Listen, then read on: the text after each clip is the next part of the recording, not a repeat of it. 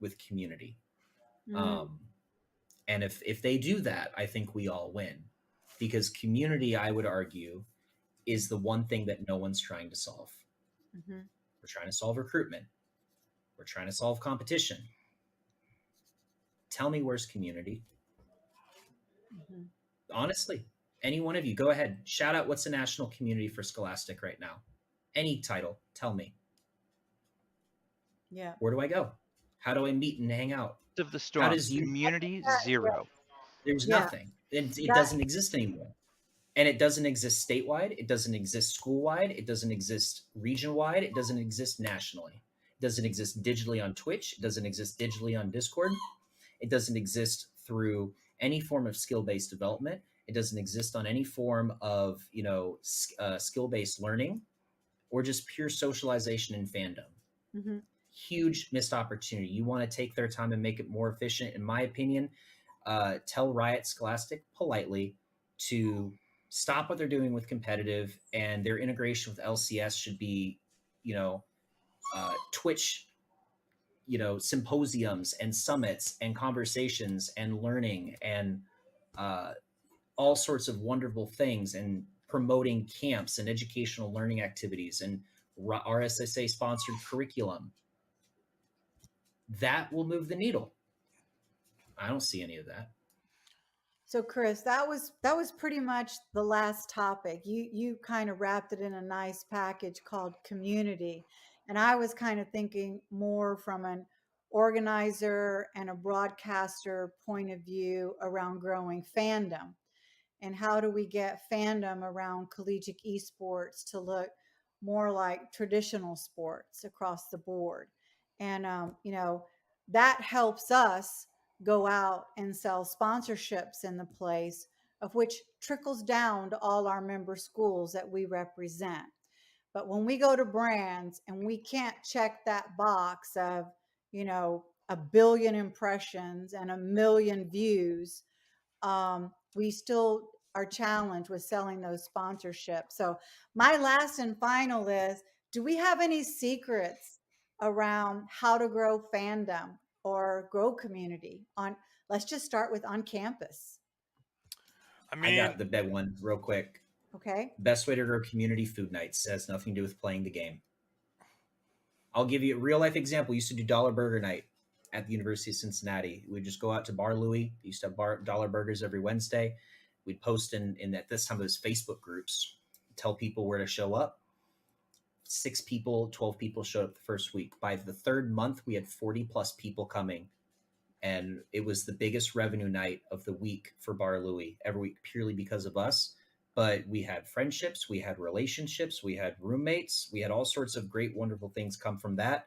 And that translated to our LANs, our club meetings, and everything from that. Mm-hmm. It was nothing beats food nights.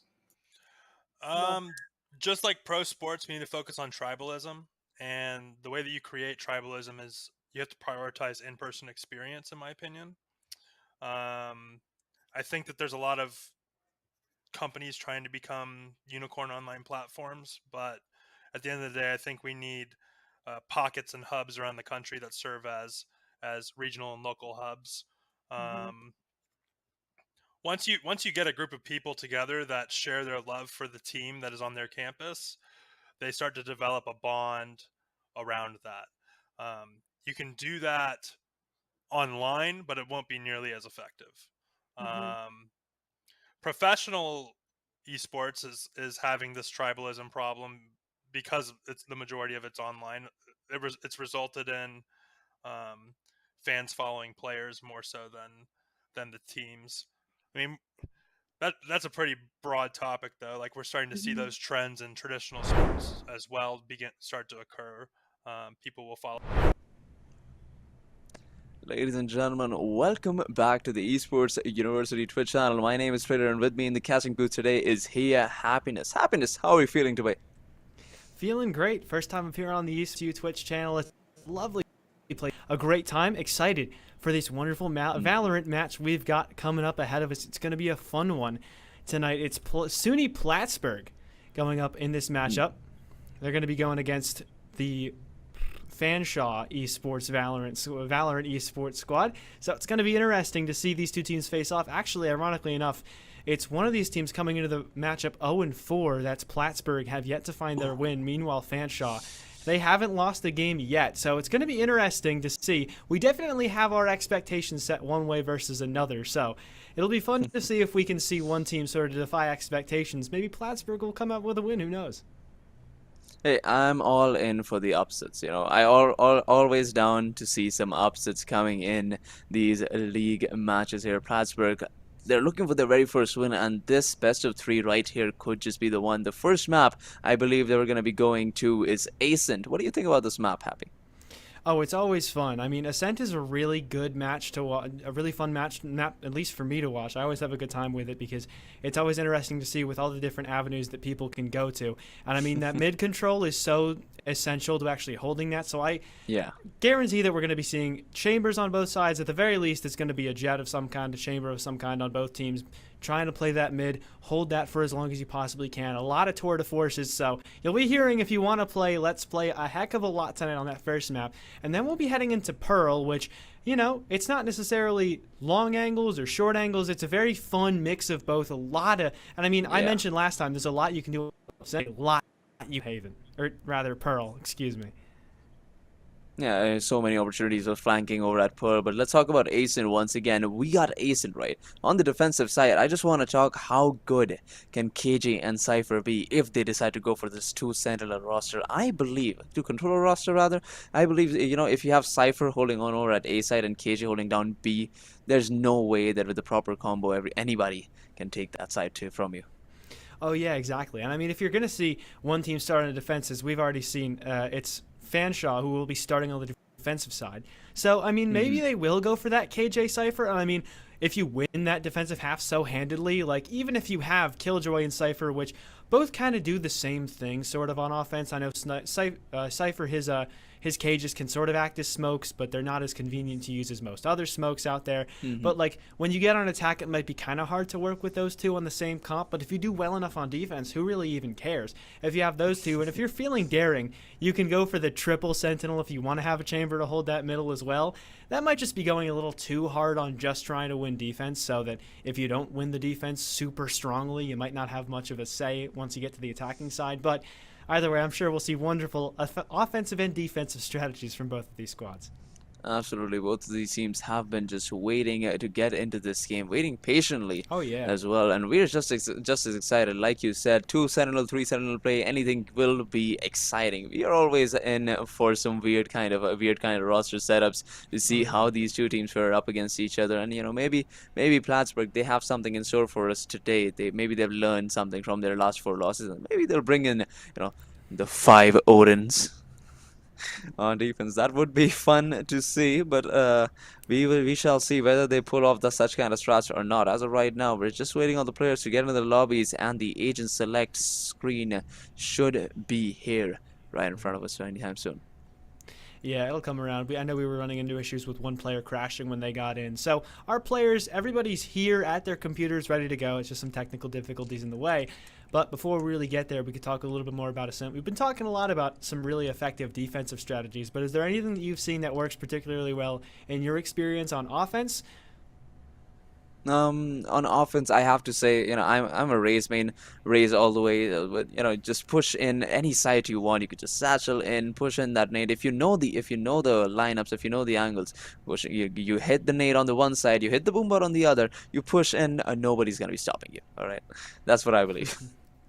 Yeah, I think it's definitely a solid strategy. I've always been a bit more of a fan of pushing that A site instead of the B site. As hard as it is to retake that B site, it also enough to get in there in the first place. And a lot of the times having 2 players there, maybe one up on platform playing the doorway, somebody tucked into the corner, maybe playing highway, whatever they're doing, there's a lot of different positions you could play there as a defender, and they're all pretty effective to actually hold down that site, especially like you mentioned before, when paired with Killjoy utility and some Cypher utility as well, maybe. Whatever they have set up there. Meanwhile, A, it's a lot more open, it's a lot more free space, and I think it's much easier to actually get an entry in, because it's not that there's less angles that defenders could be playing, but it's much free reign. And if you all burst in there with some attacking utility, like some smokes and flashes and all that, it could make it really interesting, and it provides that sort of opportunity to make some huge plays. So maybe I'm only a fan of A site more than B site because I like watching people go for insane 2, 3, 4Ks, maybe even an ace, and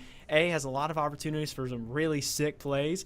Maybe that is why. I don't know. Maybe I'm just a biased caster towards that site in particular. But, you know, who really knows? I just know that I'm here hoping for some entertaining Valorant, and I can almost guarantee that's exactly what we're going to be getting. We were all players before, right? It doesn't matter. I mean, we all started with playing the game. And we had a lot of fun. There were some rageful moments. I'm sure some of our keyboard mouse did sacrifice themselves for those rage-inducing moments, or some kind words to our very lovely teammates. But that is the name of the game. That is Valorant. Hopefully, we'll see some great sportsmanship from both of these teams tonight, as we're just about ready to head into this game. Like you said, facing some technical issues, always a bit of an issue when you're not doing this on LAN. Yeah. Even if it is on LAN, sometimes I know that things get in the way. That's always just how it is, I mean, obviously I don't have any LAN experience quite yet, but it's still always so fun to watch stuff on LAN like that. And I mean, we recently saw the VCT LAN. I don't know how recent it was anymore, but I know that they haven't really done any VCT stuff yet, and there won't be anything more for at least a little while, because I know it's taken a while for that new circuit to sort of get underway, and all the teams are just making their rosters right now. We're not quite at that level. We're just at the collegiate level, but definitely still gonna watch some awesome Valorant plays here. But I mean, yeah, like you said, we've already talked a lot about Ascent. I mean, do you think anything is what do we think about Pearl in particular as a map as well? Because I think we've mentioned a lot of the stuff that we're going to talk about like regarding Ascent as a map. Attack, defense, we've both given our thoughts, our opinions, what we think is good composition ideas and things of that nature. Anything stand out on Pearl with, even though it's a little bit newer? So from what I've seen, Fade is an obvious pick for both of these teams when it comes to Pearl, just because how easily those reveals come through. Because like you said, definitely there are a lot of long angles, but with Fade, the kind of lineups that we can put on the table, definitely space for making those Fade reveals work. And obviously the Prowlers helping in closing in those shorter angles. But as of right now, we got I believe Chamber obviously working perfectly, because Pearl, once again, a lot of flanking angles there. The Chamber would do a lot of good when in your roster, both in offense and defensive side. Yeah, and I know it's funny. I remember I was particularly having a fun reaction when I saw they had picked Pearl, because I know we were talking about it just before, and I said that Pearl is like maybe my favorite map to cast in Valorant, because not just because it's new, but because there's so many opportunities to do so many different things.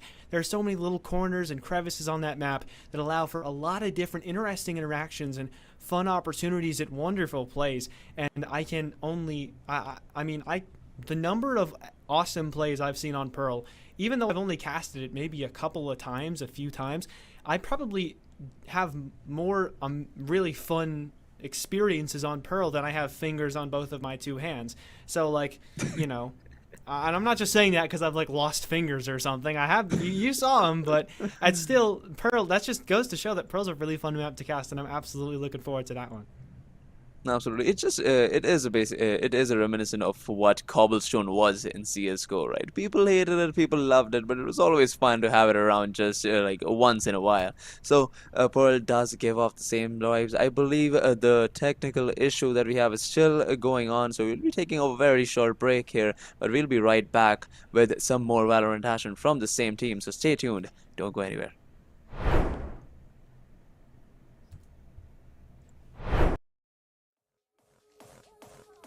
Hey guys, KTAD here, and just like that, another season of ECAC Esports regular season play has come to a close. Over the last 8 weeks, we saw a crazy amount of hype competition from some of the best collegiate esports has to offer, and as usual, you guys have me one last time to break it all down and to show you guys what we thought were some of the top plays this week. And honestly, guys, I don't have much more to say. just check it out because I think we've got some really incredible clips here. Let's take a look. In our opening clip, it's Professor Dementium with a straight boot off the stage to kick things off for Bloomfield. Got himself one. Kick back off stage though. But the air dodge is going to be that Bowser. He'll do it again, and he'll also bring himself that down smash so he gets quickly back before that Falcon's able to take any sort of advantage. But well, you're gone. The spikes come through. It's a clean kick to wrap things up, and well, he's got one. He's got one stock for his troubles. Up next, the duo of Donkers and Robeast have some things to say with this beautiful 1-2 combo to close the door on Albany. Hit the intersection, go straight up in the air for Robeast, who's going to work Central Missouri into the offense. Flip reset's a good one. The pass down to Donkers, and he finds the net. A 3-goal deficit in Game 3. I gotta say, Curtis, it seems like after these two teams came out of Game 2, right? Again. In our next play, who needs to be able to see your enemy when you can just take a educated guess? Great, 1-for-1 over towards Catwalk. There's still more where that came from. Myranium is next up, and he will take a couple too many fights. Solsta as well is going to be able to take a couple of fights, winning them both. It's a 1v3, and Novacorium won't be able to do anything. Johnson, Wales. At number 5, it's Saltonics with this huge flank onto Cole College to secure Temple of Anubis for his team. Right now, it's got to be just destroying it straight up. Maybe of the Coalescence, maybe the Supercharger, but that Retire could just immediately rip through. Here's that Riptire. It does move Joker, but it could have been a catastrophic play. Now Nightbolt is pulled all the way off the point, and that's an easy one. Tonics coming in with the triple off of that crucial rocket barrage, and that is all of them off the point. Now it's down to Joker just to get the touch onto the point. Tracer. Coming back to the Bloomfield versus Keene matchup, it was a clutch finish from Zenipu as he finishes off Brandon without dropping a single stock. No, one more lease on life. Lease on life indeed for Brandon. Looking to hold the ledge, but a recovery from Zenipu. He says second time's the charm. He'll send him to the moon, and once again, Zenipu will not drop a stock. Blast packing our way into the number 2 spot though. It's a 4K from Butter to cement the lead for Providence College. Back roads around the high ground to try and avoid that as much as possible. Oh my absolute days! Here was me looking for that Transcendence to counteract the grab, and no, it was just a big fat go button. In comes the pulse bomb. Down goes SUNY Poly Wildcats. Phil, I can't remember the last time I've seen... Blast packing our way into the number 2 spot though. It's a 4K from Butter to cement the lead for Providence College. Not much more. That tap can go a long way in the latter half, right? Now Retna bringing out that Stimmy, trying to get the opportunity to move the team in forward. Okay, there's that showstopper I was thinking about. It looks like D-Nuns is going to have that show stopped. Sal, not particularly far behind, a 4v2. But really starting to wake up here on the race. Yeah, wow, so impressive. And 4K there, just going straight through the entire team like a bulldozer. Will not stop until all are taken down. And in our top play from the last week of regular season play, it is a nail-biter last-second goal that will keep you guessing until the very end. Own open, a little bit of high pass, you angle it in, but it's just off the top of the goalpost.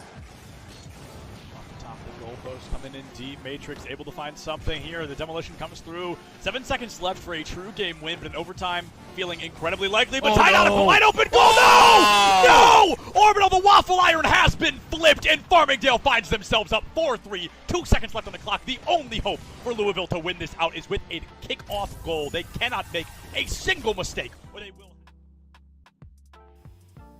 And with that, I mean, what more do you guys want me to say? It was a crazy week to wrap things up, but it's really just been a crazy season overall with the addition of Division A and what I personally think is some of the most competitive action here in collegiate esports. I mean, what a season, and there's only much more to come.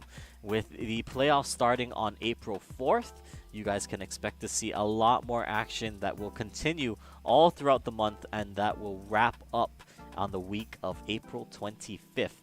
Now, if you guys want to stay up to date on all of that, make sure you follow us on Twitter at ECAC_esports, or follow us on Twitch at twitch.tv/ECAC_esports. Mondays and Tuesdays, matches will be lighting off at 8 p.m. Eastern. On Wednesdays, it is going to be the doubleheader of Rocket League and Overwatch at 7 p.m. Eastern. So make sure you guys are tuned in.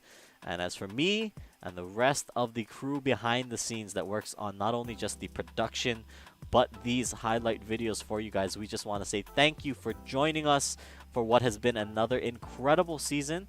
And we look forward to so much more that we're going to bring you guys in the next school year, in the fall and the spring and beyond.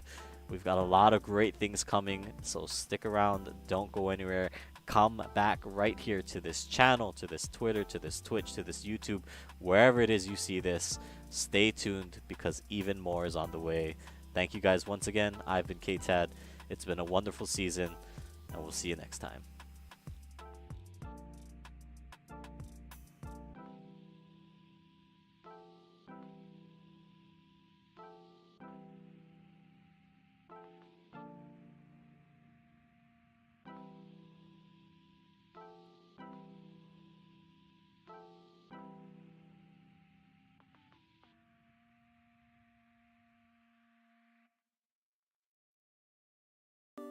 That's so cute. UCF, and it's really cute. So I'm gonna move down here. How do we feel? The odds for UCF? What are we thinking? They got it. No, we got this. We got it. We got it. Go Knights, charge on. 100%. My friend Nick is behind you. He's gonna record it. Don't look at him. You'll ruin the shot. Don't look at him. Don't look at him. Come on. Oh, let's go! Let's go!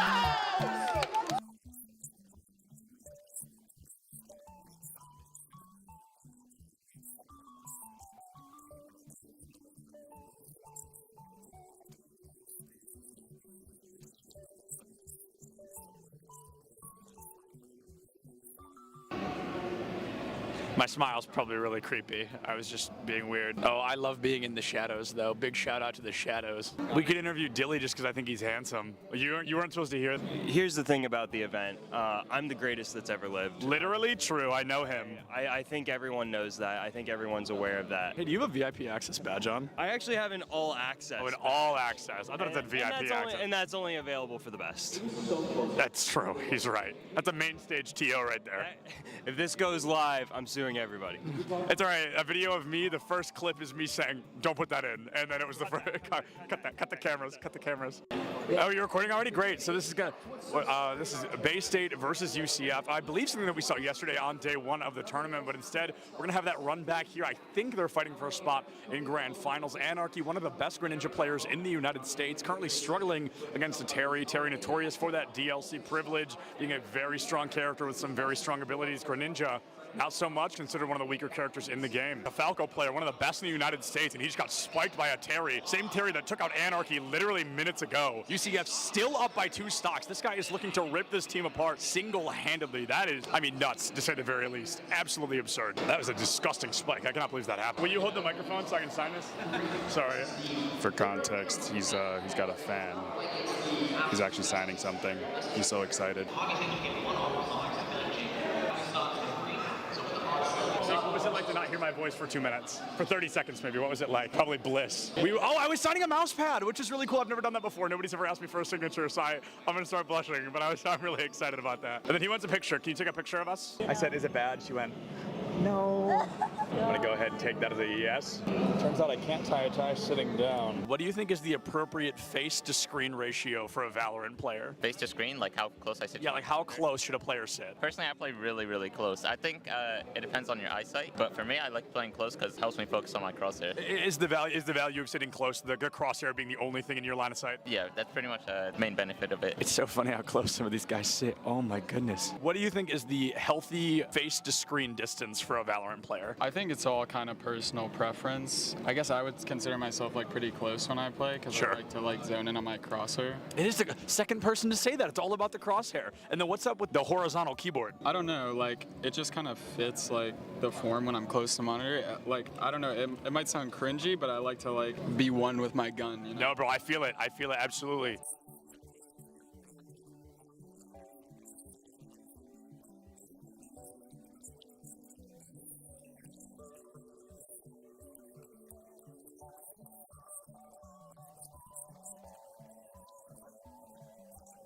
What is going on, everybody? I am here with some UCF fans. How are we feeling about UCF? Let's go! Let's go! We've got a bunch of UCF fans in the crowd right now. UCF, they are up by a single game. They're looking to find their third and possibly final, secure a spot moving forward. Things looking great for them against Northwood here today. This guy's playing Minecraft right now. He keeps double building instead of placing the dirt. Pressure's on, man. Everybody's watching. Just kidding. Just me. Cameraman's not over here. Just kidding. He's behind you. There's actually always cameras on you if I'm around. Do you double build all of those? No excuses, bro. Your college esports Minecraft team absolutely rolled. L after L here. Let's hope UCF has a little better luck on stage, huh? What is going on, everybody? I am Septilins. I have the honor of welcoming you to the Collegiate Esport Commissioners Cup here in Atlanta, Georgia. All right, that was good. That was good. Good content, good content.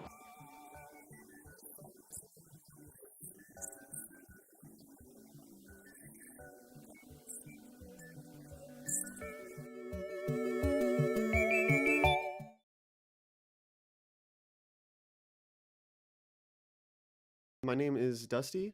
I'm 24 years old, and this is my first year at Bay State College and first year towards my bachelor's there. But I've been going to college for a few years now, or several years now. Cool. What are you studying? Right now, I am studying human resource management in Nice. business. Yeah. Do you like Bay State so far? Yes. Yeah.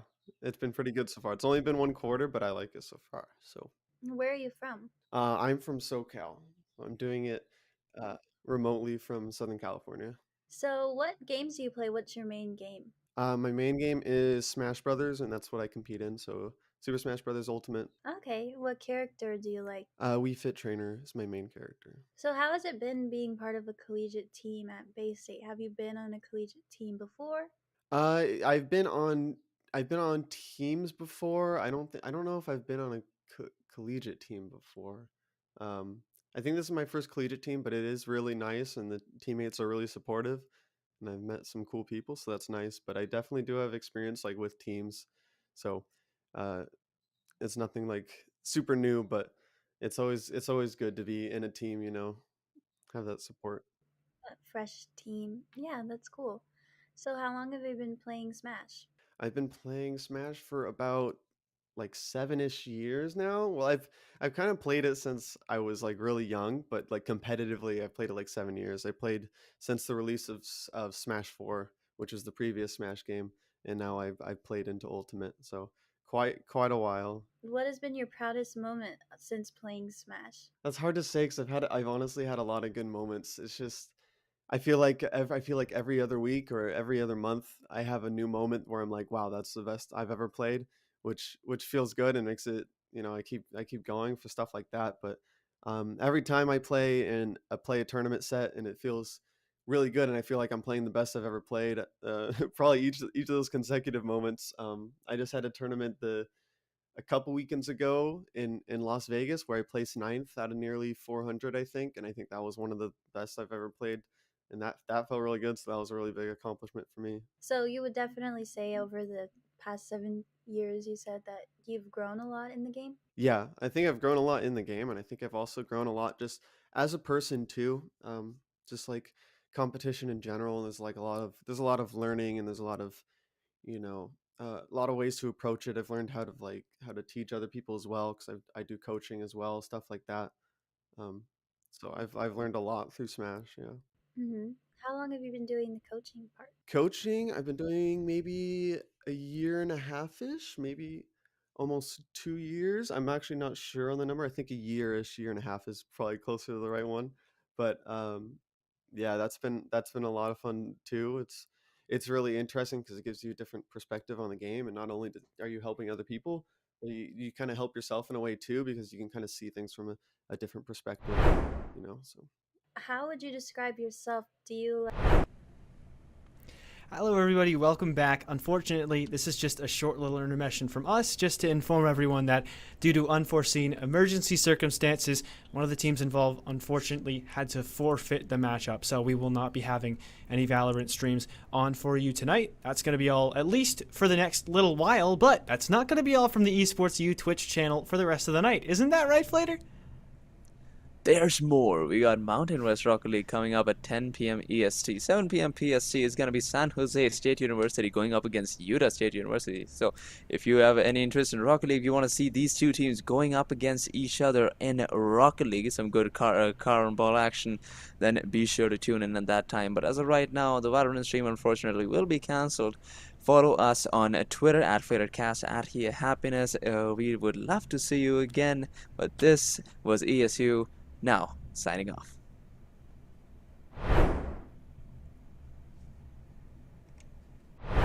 We don't have these preconceived notions, and we're willing to listen to our membership and read the room, read college athletics and how it's connected and how it's not, and take what we have expertise in championships, but also throw out some of the other stuff. I remember when we first started, there were some conferences were applying their amateurism rules to all of their esports competitors, and I think we knew enough to know that no, that's not going to work in an esports culture. It's got to be very different. And by the way, the NCAA was going in a different direction. You could see the train had already left the station on that, and so it's an incredibly dynamic area and ever changing, and will continue to change. And just as we didn't know when we started what it's going to be looking like, I think similarly, we still don't know what it's going to be in another 5 years. I know enough to know that all of us are still going to have a thriving esports program that's doing a real good service for our members and for our competitors. But we still don't know necessarily what some of that is going to look like, and that's pretty cool about it all. Let me ask you this, because you all are used to dealing with your athletic directors. And each of them are dealing with what's in front of them in their athletic departments. My guess is at least some of your schools are that this is not necessarily operating within the athletic department. And can you talk about how you navigate that in a conference office, and maybe the best way to handle that, or do you have preferences? Do you try to steer them one way or the other? And just talk a little bit about that, if you don't mind. Sure. The majority of our schools are not under the athletics umbrella. We have one institution that perhaps by next year will be under the auspices of athletics, but most of them are in other departments across campus. Right. One of the things that has helped us is that we have support from the president's office. And so in order to participate in Mountain West events, you have to have an adult non-student administrator that oversees that, the eSport program. And that's where we get assistance with, eligibility checks and, please complete your roster, things like that. I don't know in the future, and it depends on, who's sitting in the athletics director's chairs, whether or not more esport teams will go under the umbrella of athletics. And I'm kind of indifferent in terms of whether it should, because I don't want esports